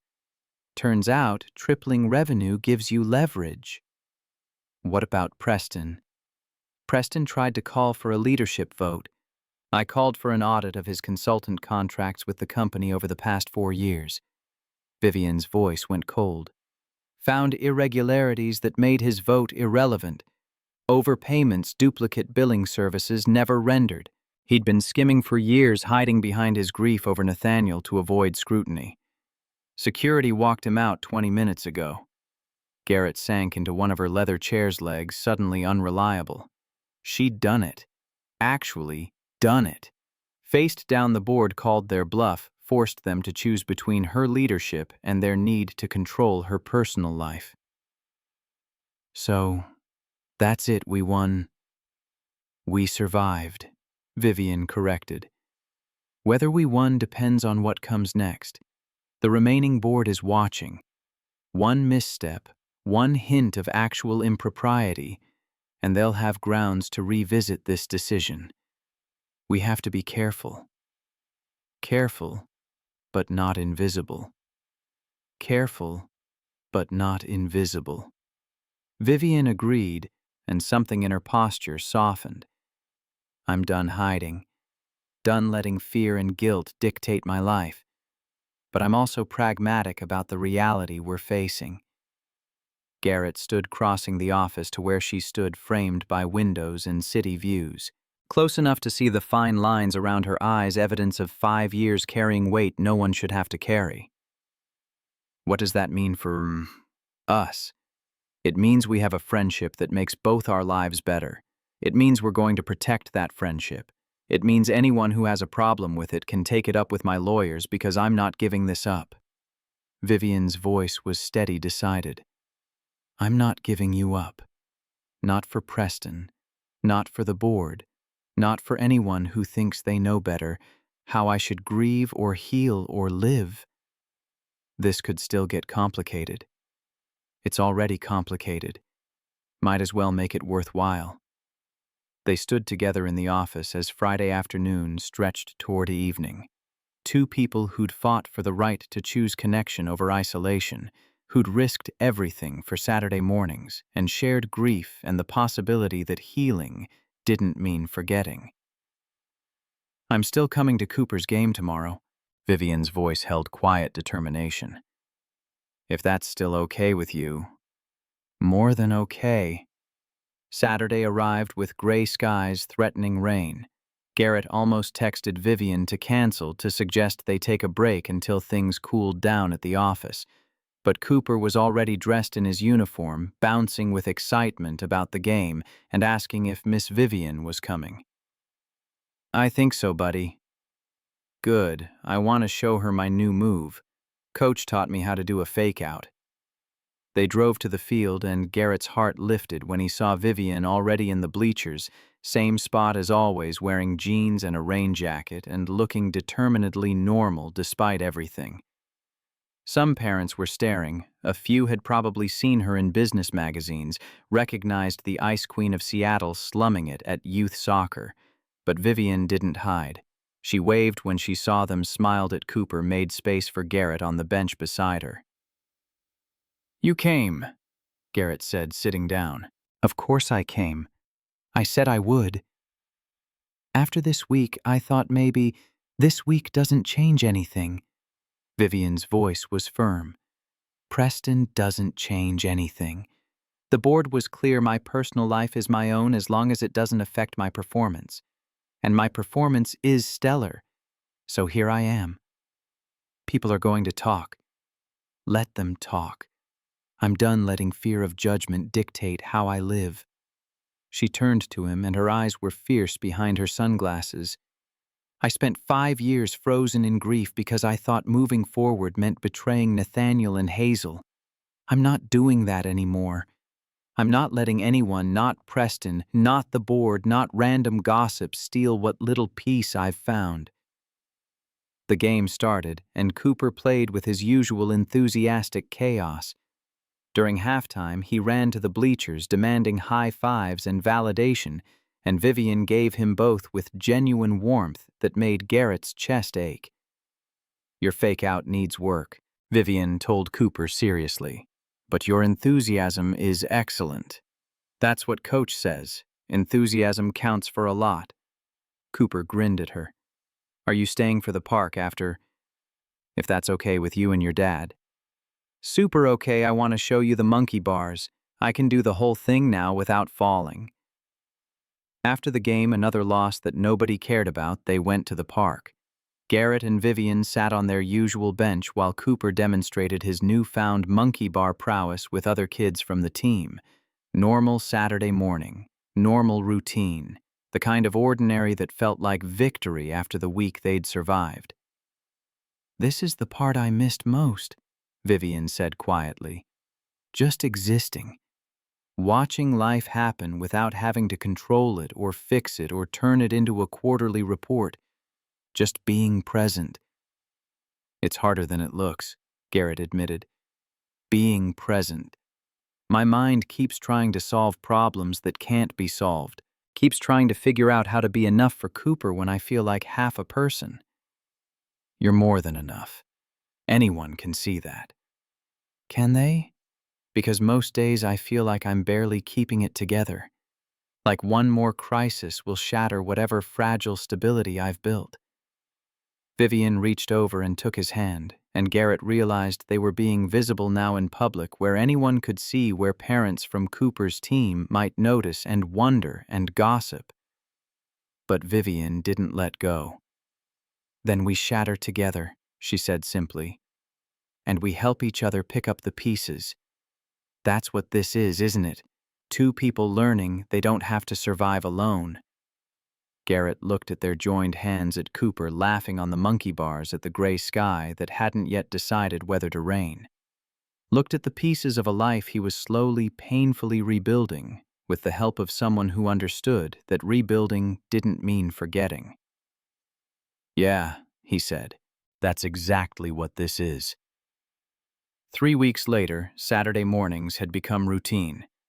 Vivian showed up at 9, sat with Garrett through Cooper's games, stayed for the park afterward. They grabbed coffee while Cooper played, talking about everything and nothing.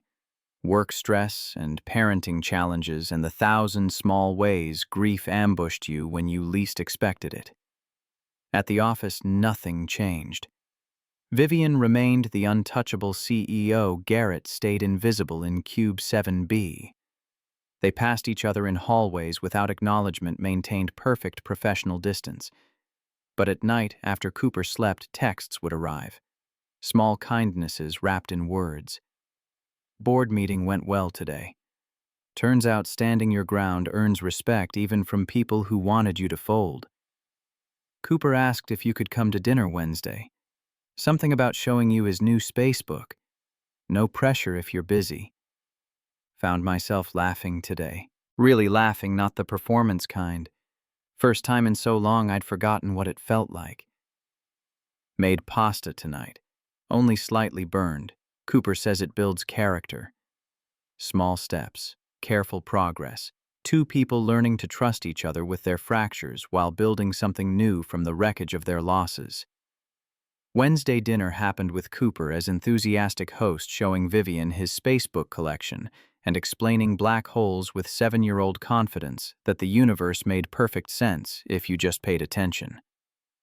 Garrett watched them interact, Vivian asking genuine questions, Cooper answering with earnest authority, and felt something shift in his chest that might have been hope. After Cooper went to bed, Vivian lingered in the living room, not quite ready to leave. "Thank you for having me." She looked around the small apartment that had become familiar over weeks of visits. "For letting me be part of this, part of your life with Cooper. Thank you for wanting to be part of it." Vivian moved to the window, looking out at Seattle's nighttime glow. "I need to tell you something, and I need you to let me finish before you respond." Garrett's stomach dropped. This was it, the moment she'd realized this was too complicated, too risky, too much. The moment she'd choose safety over connection. "Okay. When I met you that night in my office, I was planning to dance until I couldn't feel anything anymore. Until the grief consumed me completely, or I found some way to numb it." Vivian's voice was steady, but Garrett heard the tremor underneath. "I wasn't expecting someone to follow the sound. Wasn't expecting connection." She turned to face him. "These past weeks, the Saturday mornings and the friendship and Cooper's wisdom, it's been the best part of my life since the crash. The only part that feels real instead of performed." Garrett waited, sensing there was more. But somewhere along the way it stopped being just friendship. Vivian's voice dropped lower. Stopped being just shared grief and mutual understanding. And I don't know what to do with that. Don't know if I'm allowed to feel more when Nathaniel and Hazel are gone. Don't know if you're ready for more when Claire's pictures are still on your walls and her memory is still in every room. Garrett's heart was hammering so hard he thought she must hear it. "What are you saying?" "I'm saying I have feelings for you that go beyond friendship. Feelings that terrify me because they feel like betrayal and hope and grief and possibility all tangled together." She finally looked at him directly. "And I needed you to know, even if it ruins everything. Even if you can't feel the same way because you're not ready or don't want complications or—" Garrett kissed her. It wasn't planned, wasn't smooth, wasn't anything except raw and honest and necessary. He kissed her and felt 5 years of her loneliness meet his 18 months of survival. Felt grief and hope crash together in a way that hurt and healed simultaneously. When they broke apart, both were crying. "I'm terrified," Garrett whispered. "Terrified of losing someone again.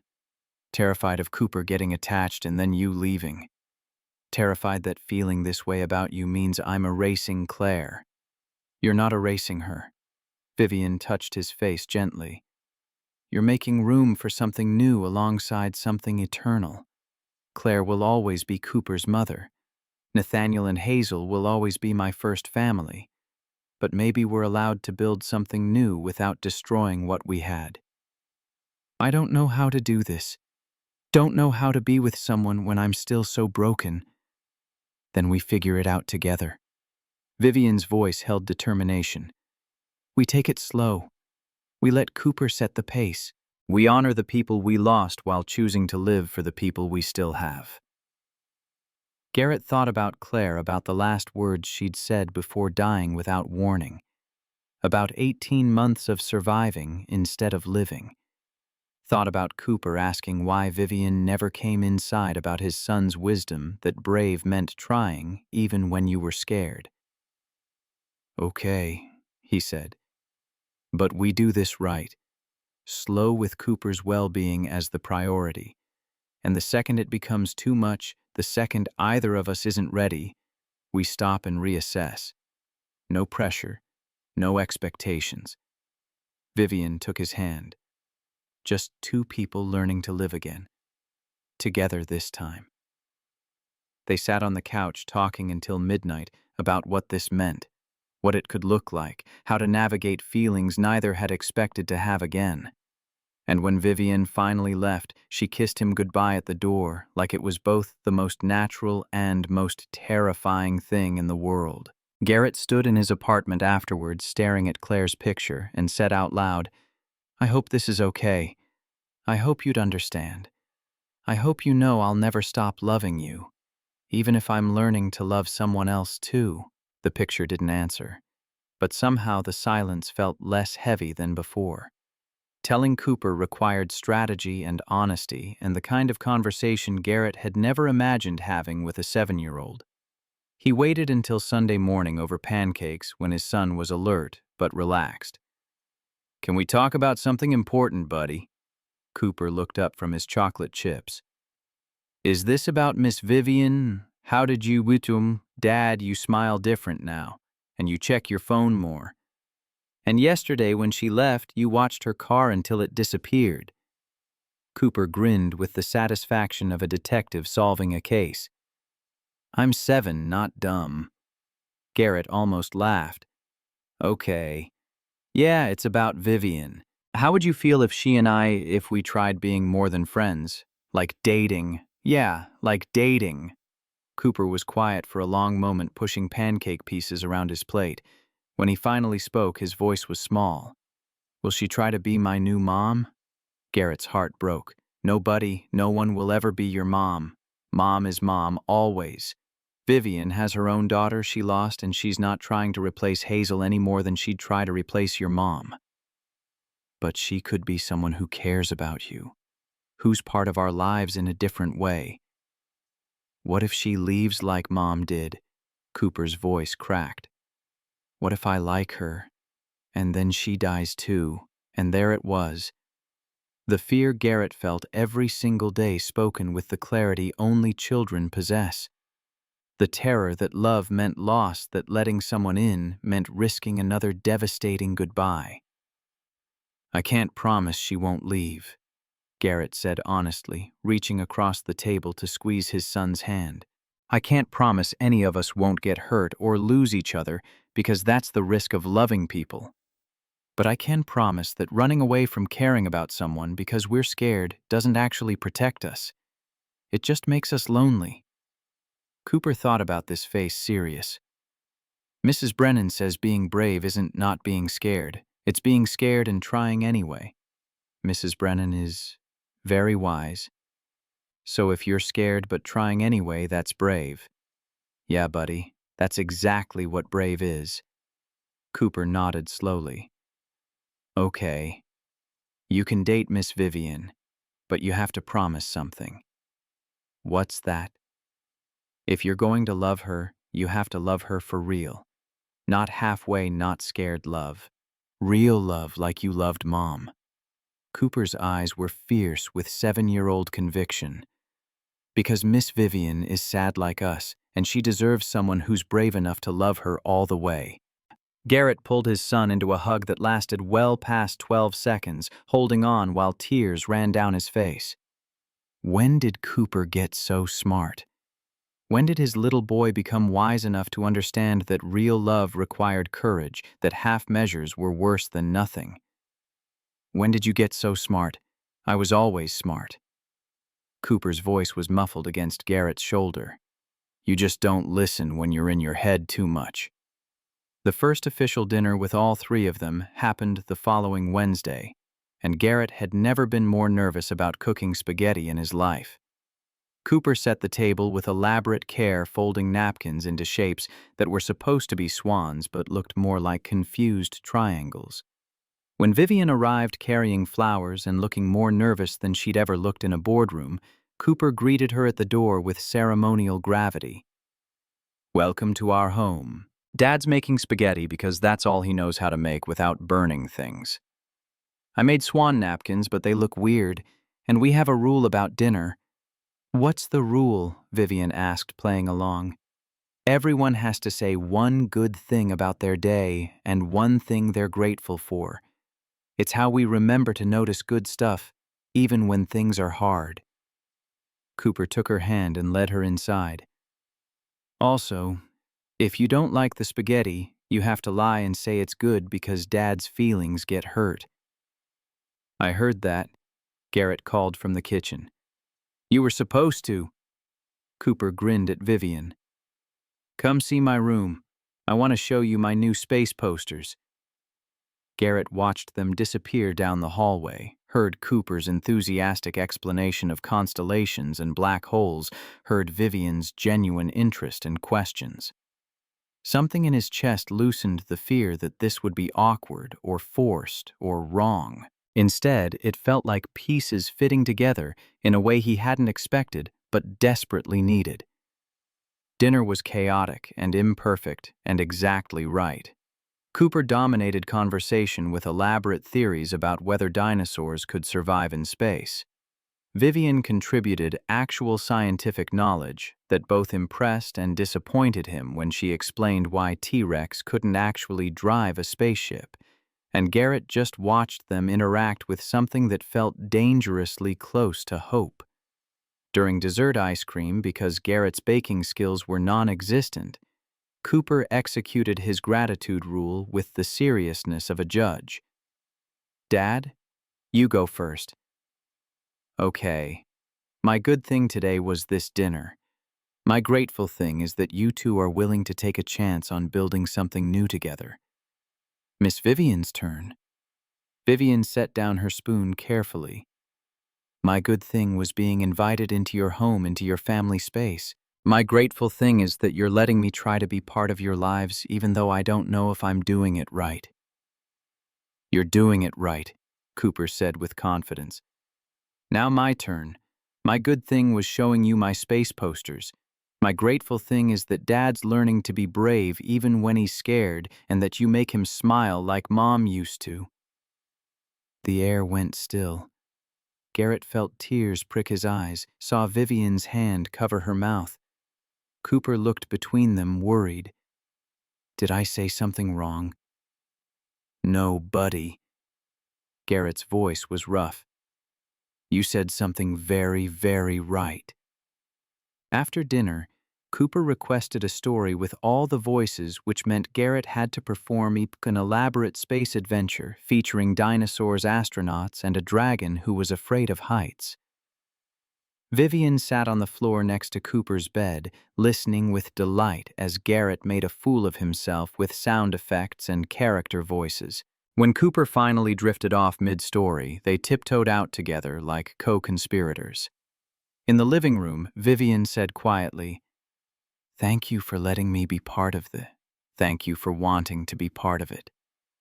Garrett pulled her close, and this time there was no hesitation, no careful distance, just two people choosing to hold each other while standing in a room filled with another woman's pictures and another family's memories. Choosing to believe that life continued even after loss, that love expanded to include both the dead and the living. "Is this weird?" Vivian looked at the photos on the walls. Claire, smiling Cooper, growing evidence of a family that had been. Being here with her watching. "A little," Garrett admitted, "but also not. I spent 5 years keeping Nathaniel and Hazel's rooms exactly as they left them, preserved like museums to people who aren't coming back. Maybe what we're doing is healthier, keeping their memories alive while making space for new life." "Is that what we're doing? Making new life?" "I hope so. The next 3 months were a study in building something new while honoring what had been lost." Vivian started joining them for dinners twice a week, her presence becoming familiar enough that Cooper would set the table for three without being asked. She learned Garrett's routines with Cooper, the 12-second morning hugs, the space books before bed, the way certain days were harder than others for reasons that didn't need explanation. Garrett learned Vivian's patterns too, the way she needed silence after difficult board meetings, how she avoided the anniversary dates of the crash, the fact that she sometimes woke from nightmares about plane engines and couldn't go back to sleep. He learned to hold her through the darkness without demanding she explain. Learned that sometimes grief needed witnessing more than solving. They were careful at work maintaining professional distance in public, while texting throughout the day, like teenagers discovering connection for the first time. Jennifer noticed and smiled knowingly, but said nothing. The board had made their position clear. Vivian's personal life was her own as long as performance remained stellar. And performance was better than ever. The real challenge came 4 months in when Vivian asked the question Garrett had been dreading. "Can I see where Hazel and Nathaniel lived?" They were at her house for the first time, a massive place in an expensive neighborhood that felt more like a museum than a home. Everything perfectly preserved, untouched, waiting for people who would never return. Hazel's bedroom had princess curtains and a bookshelf full of stories. Nathaniel's office had aviation magazines and framed photos from the flight school where he'd learned to pilot small planes. The air felt heavy with absence, thick with 5 years of refusing to let go. Garrett stood in the doorway of Hazel's room and felt the weight of Vivian's grief like a physical presence. 5 years of preservation. 5 years of treating death like a temporary absence instead of a permanent reality. "I can't change them," Vivian whispered. "Can't move anything, or donate anything, or acknowledge that they're really gone.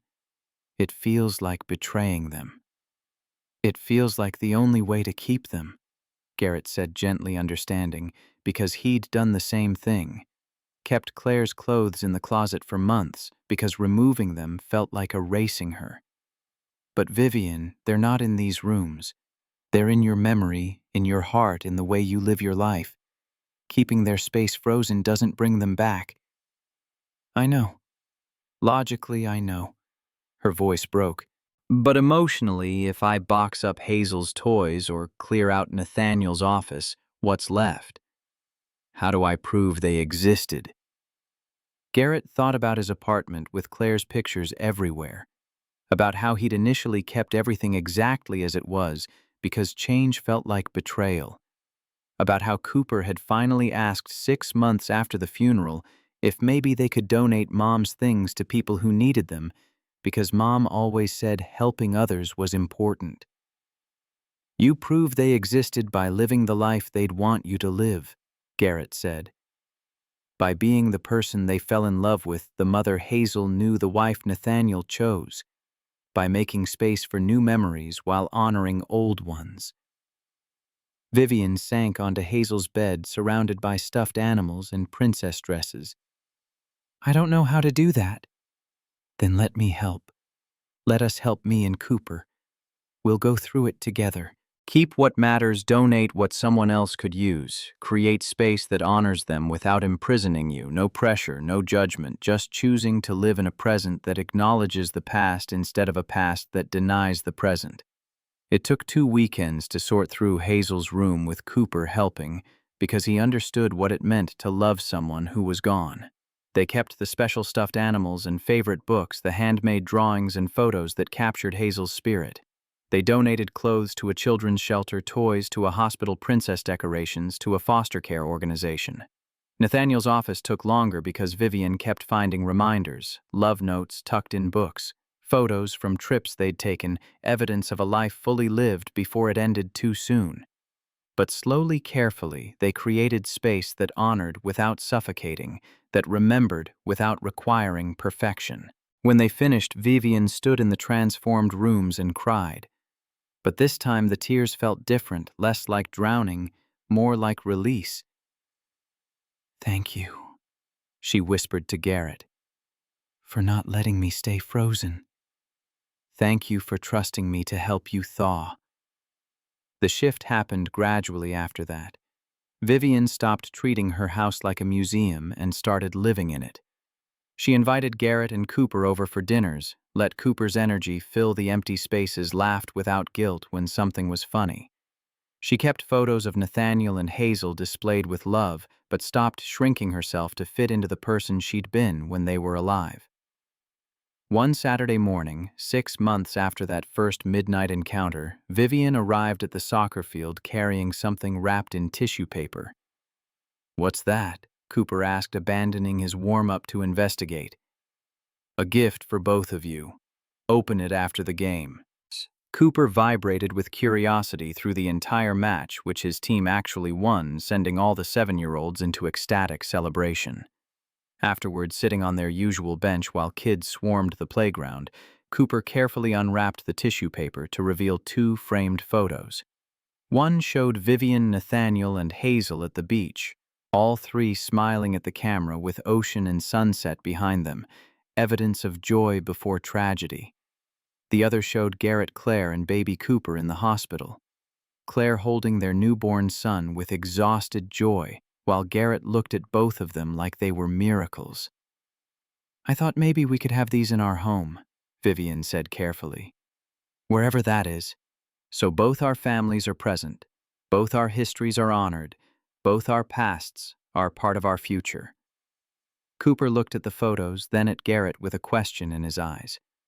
Garrett felt his throat close around words that wouldn't come. Our home. She'd said our home like it was a given, like the 3 of them were building something together that deserved to be called a family. "Can we?" Cooper asked. "Can Miss Vivian live with us? My place is too small for 3 people, buddy." Then we moved to her place. "It's huge. I could have my own room and space for all my posters." Cooper caught himself. "But only if you want to, Dad. Only if you're ready." Garrett looked at his son, hopeful, healing, ready to expand their broken family into something new.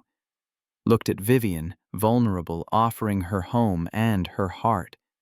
Looked at the photos representing 2 families that had been whole and were now fractured, but maybe, just maybe, could form something new without erasing what had been. "Yeah," he said. "Yeah, I think I'm ready." The logistics took time, selling his lease, moving their modest belongings into Vivian's large house, figuring out rhythms and routines in a space that held memories for all of them. Cooper claimed Hazel's former room with reverence, carefully arranging his space posters next to the few princess decorations they'd kept. Garrett moved his and Claire's photos to the master bedroom, placing them on the dresser where he could see them every morning and remember. And slowly, painfully, beautifully, they built a life that honored everyone they'd lost while celebrating everyone they'd found. 6 months after moving in on a Tuesday evening that felt like any other, Cooper asked Vivian the question that changed everything. "Miss Vivian, can I ask you something?" They were setting the table together. A routine that had become comfortable, natural. Vivian looked at Cooper with the attention she gave to board presentations. "Of course. I know you're not my real mom, and you'll never be. Mom is mom forever." Cooper's voice was careful, like he was testing ice to see if it would hold. "But maybe you could be my bonus mom, like the mom who came second, the one who stays." Vivian's eyes filled with tears. She knelt down to Cooper's level hands on his shoulders. "I would be honored to be your bonus mom." Cooper threw his arms around her neck, and Vivian held him while crying into his shoulder. Garrett watched from the doorway, feeling his own tears fall, thinking about second chances and bonus families and the way love expanded to fill whatever space you gave it. That night after Cooper was asleep, Garrett found Vivian in the kitchen staring at the photos they'd hung on the wall, Claire and Nathaniel and Hazel, alongside new pictures of the 3 of them together. Evidence that both families existed, that love didn't replace love, but added to it. "You okay?" He came up behind her, arms wrapping around her waist. "Better than okay." Vivian leaned back against him. Cooper called me his bonus mom today. I heard. What did you tell him? That I'd be honored. That Hazel would always be my daughter and Claire would always be his mom, but maybe there's room in a heart for more than one person to love. Garrett turned her around to face him. I love you. I love you and I love Claire, and those two things don't cancel each other out. They coexist. Is that okay? It's more than okay. Vivian's voice held certainty. Because I love you, and I love Nathaniel and Hazel, and we're all just doing the best we can with the pieces we have left. They stood together in the kitchen of a house that had been full of ghosts and was now full of life. Outside, Seattle glittered in the darkness, indifferent to the small human triumphs playing out in its towers and neighborhoods. But inside this house, 3 people who'd survived the worst were choosing to build something from the wreckage. 1 year after that first midnight discovery, Garrett and Vivian returned to the place where it started. He'd snuck into Marlowe Corporate Solutions after hours easier now that he carried Vivian's access codes and found her finishing late work. Come with me. Where, you'll see. He led her to the conference room on the 8th floor, the one with floor-to-ceiling windows overlooking the city. He'd set his phone to play the same melancholy music she'd been humming that first night, the song she'd danced to while crying and alone and falling apart. What is this? Vivian asked. A reminder of where we started. Garrett extended his hand. You were dancing alone. I asked to join you. Everything changed. Dance with me now, not because we're broken, not because we're grieving, but because we're alive and we're together, and we're choosing this. Vivian took his hand and they moved in slow circles to music only they understood. But this time there were no tears, no ghosts, no desperate attempts to feel something other than pain. This time there was just 2 people who'd survived the worst and chosen to build something from the wreckage. I love you, Garrett said quietly. I love you, and I love Claire, and those 2 things coexist. I love you. Vivian looked up at him. I love you, and I love Nathaniel and Hazel. We're doing the best we can with the pieces we have left. They danced until the music ended, until the night grew late, until it was time to return home to Cooper and Mrs. Brennan, and a life that was messy and complicated and absolutely worth fighting for. They'd started as 2 broken people in darkness finding each other through shared pain and desperate loneliness. But they'd become something more, a family forged from loss and choice, from Saturday mornings and midnight confessions, from the courage to love again when love had already taken everything. Garrett thought about Claire as he drove home that night, about whether she'd approve of what he'd built from the ashes of their life together. Thought about Nathaniel and Hazel, about whether they'd be happy their wife and mother had found a way to live again.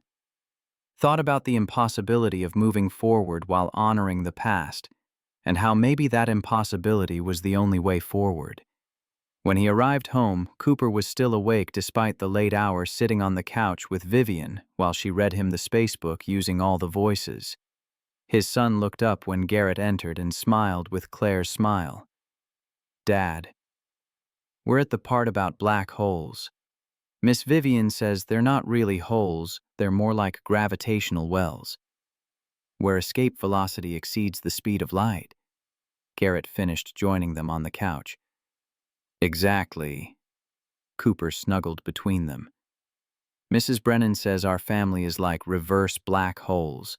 Instead of sucking everything in until it disappears, we pull people into orbit and make them part of our gravity. Vivian laughed.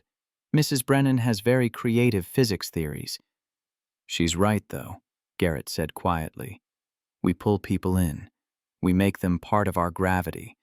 We choose love even when it's terrifying.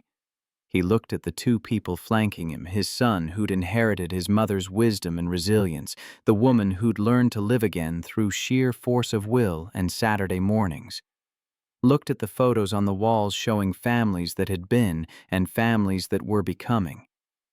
looked at the evidence that life continued even after loss, that love expanded to include both the dead and the living. And Garrett Sullivan, widower and single father and mid-level analyst who'd followed the sound of grief one midnight and found something worth surviving for, finally understood what it meant to be whole again. Not healed. Healing would take a lifetime, would involve setbacks and hard days and moments when the past threatened to consume the present. But whole in the sense that mattered, surrounded by love, choosing life, honoring the dead by refusing to stop living, by dancing when someone asked, by taking chances on connection, by being brave enough to love again, even when love meant risk. Cooper yawned. Can we finish the chapter? Of course.